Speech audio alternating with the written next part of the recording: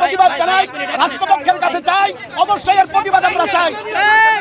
জনগণ 1 নয় 2 নয় 55,000 ভোটে 55,000 ভোটে আমি মোহাম্মদ হাফিজুর রহমান জেহাদি 55,000 ভোটে এই কুষ্টিয়া জমিনে এমপি আমির হামজা, মুফতি আমির হামজা জনগণের সমর্থনে এমপি হয়েছে। জনগণ তাকে ভালোবাসে আর বিভিন্ন পরিকল্পনা করে হাদি ভাইয়ের মতো তাকে হত্যা করার পরিকল্পনা চলছে। আমির হামজা, মুফতি আমির হামজা হাদি ভাইয়ের মতো তাকে হত্যা করার পরিকল্পনা চলছে। 24 ঘন্টা সময় দিলাম, যদি গ্রেফতার করে আইনের আওতায় আনা না হয় আমরা ডিসি অফিস ঘেরাও করব। এখানকার সরকারি আমি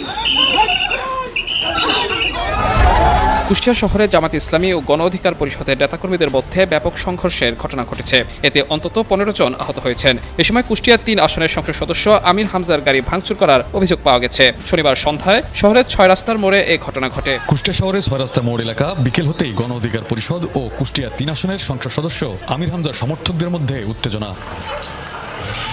দুদিন আগে গণ অধিকার পরিষদ সম্পর্কে বিরূপ মন্তব্যের প্রতিবাদে শনিবার বিকেলে শহরের 6 রাস্তা মোড়ে বিক্ষোভ সমাবেশ করছিলেন দলটির নেতাকর্মীরা। এ সময় সে পথ দিয়েই একটি অনুষ্ঠান শেষ করে ফিরছিল এমপি আমির হামজার গাড়িবহর। ঘটনাস্থলে এসে পৌঁছালে উভয় পক্ষের মধ্যে দেখা দেয় উত্তেজনা। কুষ্টিয়ায় জামায়াত ও গণ অধিকার পরিষদের সমর্থকদের মধ্যে সংঘর্ষের ঘটনা ঘটেছে। এ সময় এমপি আমির হামজার গাড়ি ভাঙচুর সহ 8 থেকে 10 জন নেতাকর্মী আহত হওয়ার অভিযোগ করেছেন জামায়াত নেতারা। জননেতা মুফতি আমির হামজার নেতৃত্বে রাজপথে জনতার ঢল। পুলিশ, প্রত্যক্ষদর্শী ও স্থানীয় সূত্রে জানা গেছে, সম্প্রতি গণ অধিকার পরিষদ সম্পর্কে একটি বক্তব্য দেন জামায়াতের এই সংসদ সদস্য।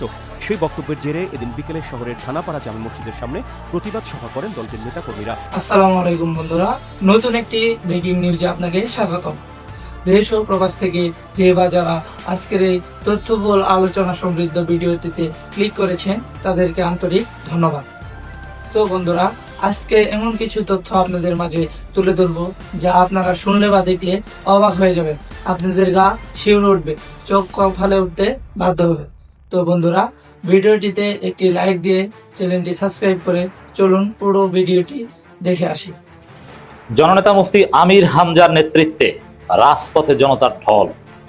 দর্শক, জামাত শিবির জনতার রাজপথের স্রোতে বানের পানির মতো, কচুরিপনার মতো, আগাছার মতো ভিপি নূরের দলের বাচ্চা সন্ত্রাসীরা ভেসে যাওয়ার উপক্রম।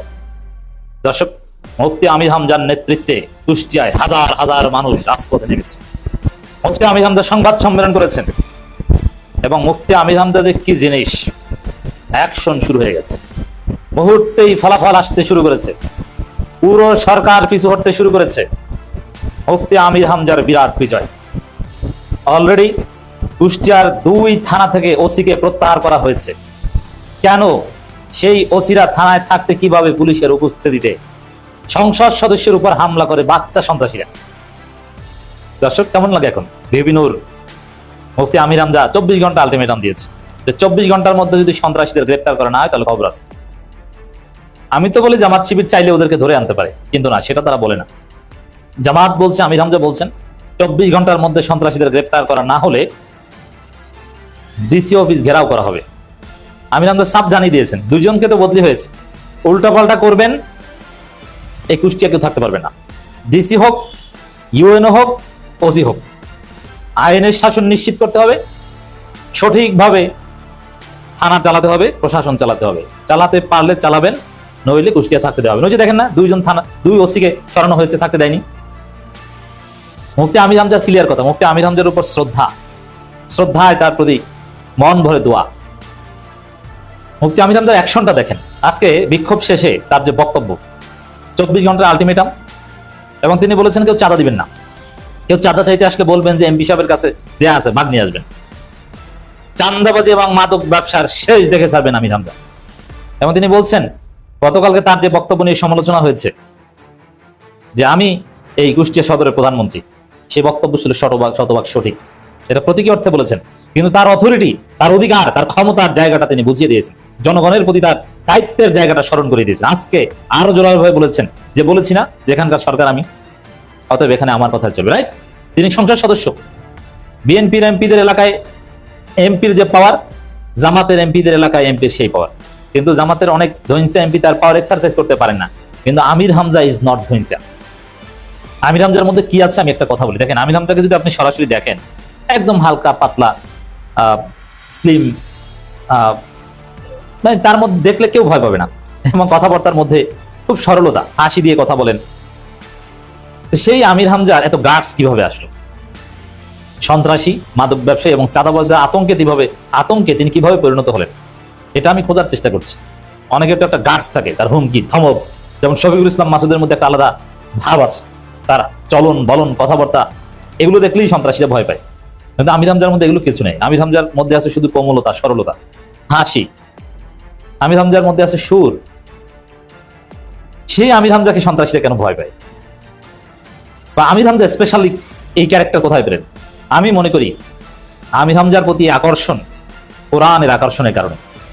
একজন আলেম, একজন কোরআনের সৈনিক, একজন মুফাসসিরে কোরআন, আল্লাহ রাব্বুল আলামিন তার মধ্যে স্পেশাল কিছু দিয়েছেন। নইলে ব্যক্তি আমির হামজার এত মর্যাদা, এত গুরুত্ব, বা আমরা যা দেখছি এত ভালো পারফরমেন্স, এগুলো হওয়ার কথা না। মুফতি আমির হামজা অনেক বিতর্কিত কথা বলেছেন, তা সত্ত্বেও আজকে যে তার গ্রহণযোগ্যতা, আজকে যে তার আকাশচুম্বী জনপ্রিয়তা, এটা আল্লাহর খাস রহমত, খাস দান। অনেক কিছু আছে যে মানুষ অর্জন করে চেষ্টা করতে করতে, আবার কাউকে কাউকে আল্লাহ রহম করে একদম ঢেলে দিয়ে দেন। তা আমার কাছে মনে হয়েছে আমির হামজাকে আল্লাহ ঢেলে দিয়ে দিয়েছে। এই আমির হামজাকে কেউ ঠেকাতে পারবে না। দর্শক, অলরেডি বিএনপি সরকার আমির হামজার ধমকে পিছু হচ্ছে। কারণ এই যে 2 ওসিকে বদলি করা হয়েছে, এটা তো সরকারের কাজ। বদলি তো আর আমির হামজার সিগনেচারে হয়নি। আমির হামজা হয়তো ডিও লেটার পাঠাতে পারেন অথবা রাজনৈতিক বার্তা দিতে পারেন, but at the end of the day বদলিটা বিশেষ করে আন্ত থানা ওসি এক রেঞ্জের মধ্যে বদলি, এটা সংশ্লিষ্ট ডিআইজির দায়িত্বে। আর এক জেলা থেকে বা এক রেঞ্জ থেকে আর এক রেঞ্জে বদলি, এটা একদম DIG admin, central police head অফিসের বিষয়। That means it's all about স্বরাষ্ট্র মন্ত্রণালয়ের বিষয়। স্বরাষ্ট্র মন্ত্রণালয়ের অধীনে পুলিশ, তারা বদলি করেছে। এর মানে আমির হামজার ধমকে, আমির হামজার দৃঢ়তায়, আমির হামজার স্মার্টনেসে, আমির হামজার প্রতিবাদে কাজ হয়েছে। গণ অধিকার পরিষদের বাচ্চা সন্ত্রাসীদের জন্য দুঃখ। বিএনপি সরকার বিএনপির সন্ত্রাসীদের যেরকম রক্ষা করে, গণ অধিকার পরিষদ সন্ত্রাসীদেরকে বিএনপি সরকার ওইভাবে রক্ষা করতে আসেনি। হামলার সময় ছাত্রদল বা বিএনপি সহায়তা করেছে, পুলিশও নীরব ভূমিকা পালন করেছে, দ্যাটস রাইট। বাট পরবর্তীতে পরিস্থিতি ট্যাকেল দেওয়ার জন্য বিবিনুরের কথা স্বরাষ্ট্র মন্ত্রণালয় শুনছে না, বিবিনুরের কথা পুলিশ শুনছে না, আর শুনতে চাইলেও লাভ নাই। কারণ আমির হামজারা বলেছেন উল্টা পাল্টা করলে কুষ্টিয়া থাকতে পারবেন না, এখানকার সরকার আমি। এটাকে বলে রাজনীতি, এটাকে বলে গার্ডস। দর্শক, কতটা স্পর্শকতার এবং আপত্তিকর বিষয় দেখেন। It's very significant and sensitive. আমি ওটাকে সেন্সিটিভ বলছি কারণ আমির হামজার ঘরে হামলা করেছে, তার মেয়ের স্বর্ণের চেইন নিয়ে গেছে, এর মানে বাচ্চাদের গায়ে হাত দিয়েছে। কত বড় ভয়াবহ সন্ত্রাস। অনেকে মন্তব্য করছেন যে এত বড় সন্ত্রাস করে এমপির বাড়িতে যে ঘরে হামলা করে তার মেয়ের চেইন নিয়ে যাওয়ার কথা আমরা শুনছি, এই কাজ করে কিভাবে আস্থা ফেরত যায় ওরা? জামাতের লোকজনকে আঙ্গুল চুষছে। এটার জবাব আমির হামজা দিয়েছে। আমরা ধৈর্য ধরছি, কারণ জামাত ধৈর্য না ধরলে একটা ওখান থেকে যেতে পারতো না। এই ধৈর্যকে দুর্বলতা ভাববেন না। তা আমির হামজাদের সরল হাসি, আমির হামজাদের সহজ সরল চলাফেরা, এটা দুর্বলতা নয়। এটা প্রমাণিত হলো যে ওসি বদলি হয় এবং আলটিমেটাম দিতে পারেন, এবং ডেফিনেটলি ওই সন্ত্রাসীদের অলরেডি ওরা পালিয়েছে, ওরা বাড়ি ঘরে নেই। খোঁজ নেন, যারা হামলা করেছে একটাও বাড়ি ঘরে নেই। আমি চ্যালেঞ্জ দিয়ে বললাম। তো গণ অধিকার পরিষদের বাচ্চা সন্ত্রাসীরা তোমরা চিল্লাপাল্লা করো, এই করো সেই করো, জামাত শিবির অনুকম্পায় রাজনীতি করে এত দূর এসে এখন জামাতের এমপির গায়ে হামলা করো, তোমরা তখন পালাতো, কেমন লাগে? মজা না? এখন গণ অধিকার পরিষদের ছেলেরা অনেকেই আমার কাছে পাঠিয়েছেন যে তাদের এক কর্মীর পা কেটে গিয়েছে, পা কেটে ফেলেছে বা মারাত্মকভাবে আহত হয়েছে। রাইট, আহত হয়েছে। কিন্তু এটার বিষয়ে আবার খবর কেউ বলছেন, আমি ভেরিফাই করতে পারিনি, আমি দায়িত্ব নিয়ে বলছি না, কেউ বলছেন যে জামাত কর্মী মনে করে গণ অধিকার পরিষদ তাদের কর্মীর পা কেটে দিয়েছে, রগ কেটে থাকতে পারে। কোনো ধনু চালাকি আমির হামজার সাথে চলবে না। আমির হামজার উপর আল্লাহর খাস রহমত আছে।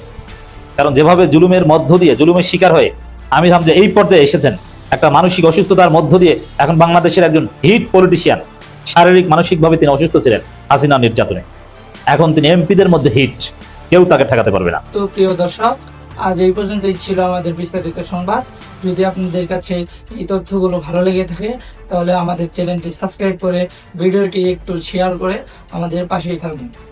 তো বন্ধুরা, আপনারা ভালো থাকবেন, সুস্থ থাকবেন। আজকে এই পর্যন্তই বিদায় নিচ্ছি।